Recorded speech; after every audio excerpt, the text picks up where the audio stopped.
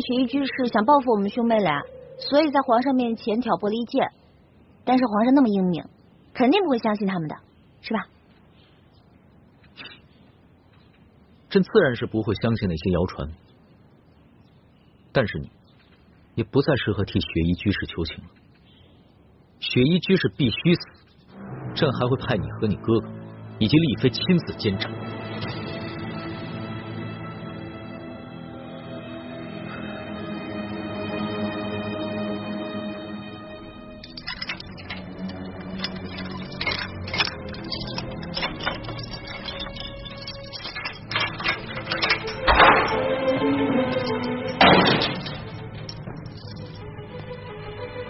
狄公公啊，有劳你回避一下。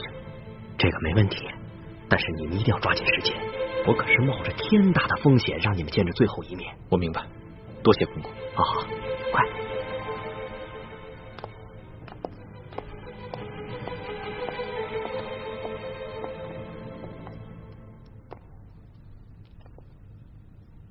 六师傅，师傅，奕欢和倾城都已经尽力了，但康熙还是坚持要杀你。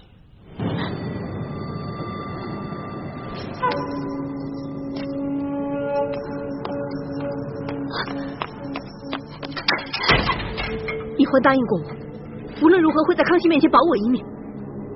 你们当若出尔反尔，想要取我的性命，那么我也不会为你们保守秘密了。师父，小师妹并非没有信守诺言，只是你那日当着索额图和众多侍卫的面揭穿小师妹和大师兄的身份。虽然我们背后把事情圆了过去，可是康熙难免会疑心啊，所以他坚持要杀你，还让我和小师妹监斩，就是为了试探我们。不要这么做，你们的麻烦你们自己解决。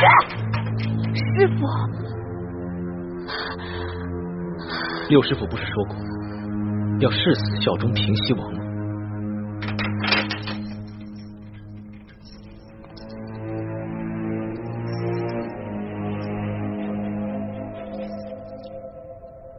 王爷对你们还抱有幻想，可是我在明珠谷潜伏这么多年，我太了解你爹和那些秦明余孽，他们对王爷的仇恨不比对亲情少，所以他们不可能真心跟王爷结盟。倘若我不能保全性命，至少要削弱你们明珠谷的势力，让康熙和你们斗个两败俱伤，那我也算是报答王爷了。六师傅，我知道你痛恨我们诸氏，所以要阻碍我们光复大明。你只想保住吴三桂，报他的私恩，但你想过没有？眼下康熙已经下定决心要撤藩，并在暗中加紧筹备。若没有我们这些诸明联盟的支持，吴三桂只怕独立难支，还望六师傅三思啊！